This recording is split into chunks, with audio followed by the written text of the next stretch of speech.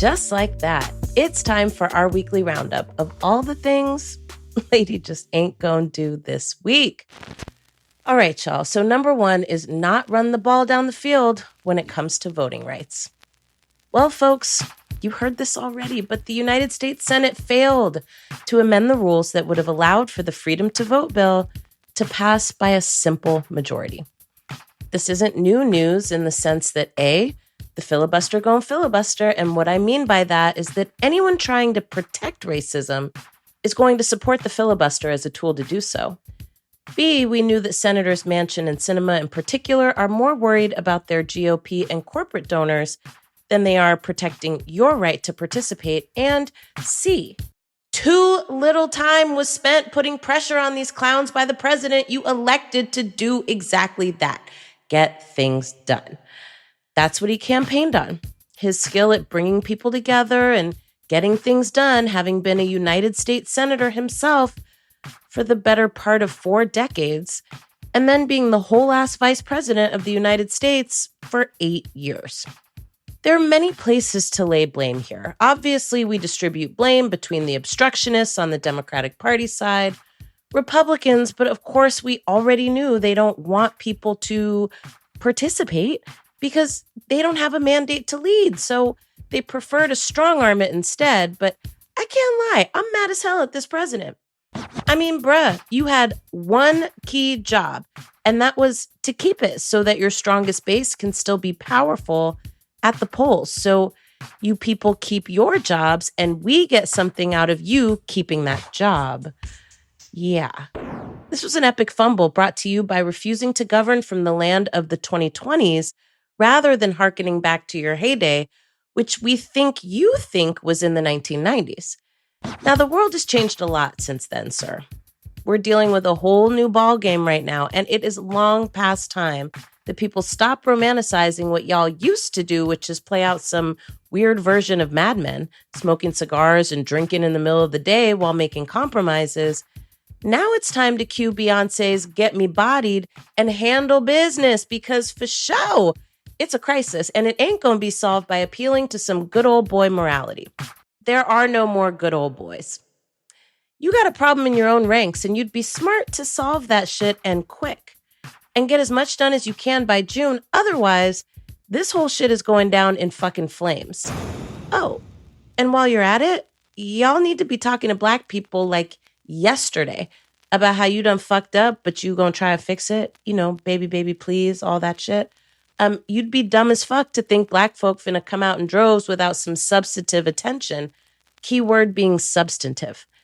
But you don't hear me, though. I mean, what the fuck does Lady know anyway? I've only been talking about this shit for the better part of a year now, but anyway. Other things that Lady just ain't gonna do this week is volcanic eruptions in Tonga triggering tsunami warnings. Anybody listening see the movie Don't Look Up? Well, number one, it's excellent, and Lady highly recommends it.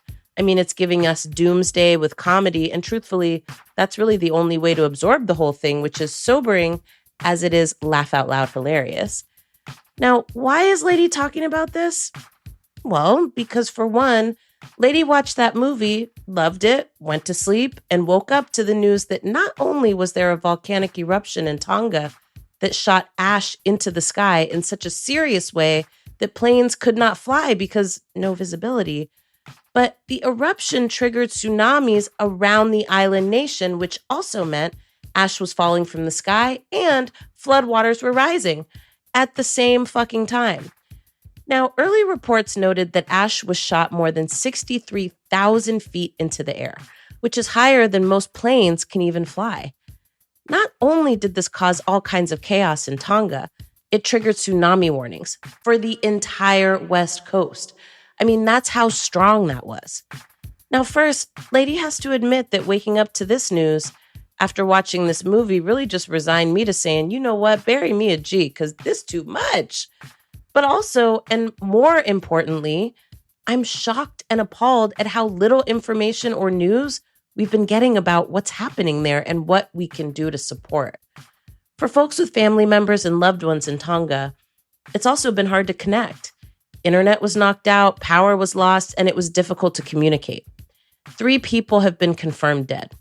There is extensive damage across the island. Infrastructure has been severely impacted. And due to ash, emergency aid is delayed. Now, Lady will certainly keep you updated as we get more information. And in the meantime, check on your Tongan homies and ask what they need.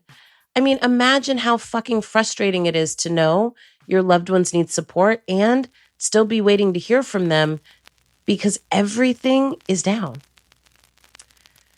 All right, prayers up for Tonga, y'all. Next thing that Lady just ain't gonna do this week is the anniversary of Roe v. Wade. 48 years ago this week, Roe v. Wade became the law of the land. Now, for those of you who don't know about Roe v. Wade, it is the landmark Supreme Court decision that said the right to choose to have an abortion without undue government interference is protected by the Constitution. Now, as you heard in this week's episode, this decision is directly under attack, and for all intents and purposes, the recent decisions of the Supreme Court are undermining this decision to such a degree that this could be the last year that Roe v. Wade is the law of the land. We hate to see it, which is why we are gearing up to fight like hell. Now, Lady was watching Joy Reid today, and honestly, she said it best.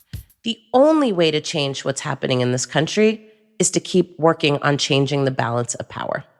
We all want things to happen immediately, and we are understandably disappointed and hella fucking mad when we change a little bit of something, but it's not enough to change the whole thing. But that's the reason that you keep working to change it, because too much is at stake, including the right to make decisions over your own damn body, to concede any more anything to these people who are determined to go back to the dark ages.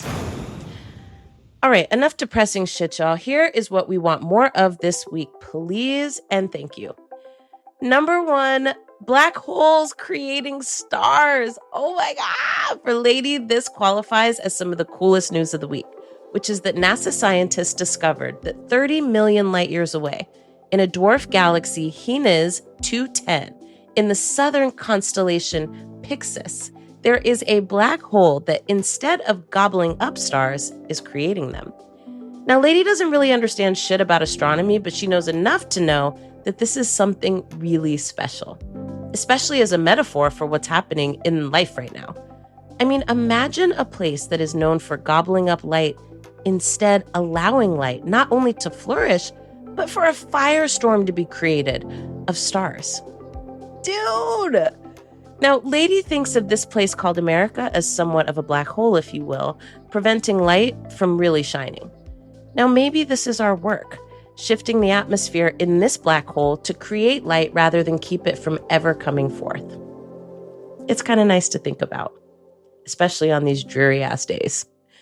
Other things Lady loves this week. I mean, look, on next week's episode, we're going to have an entire debrief. Like, the whole shit is going to be a debrief on And Just Like That, and the new season of This Is Us, and the new season of Ozark. So stay tuned, because we got a lot to talk about.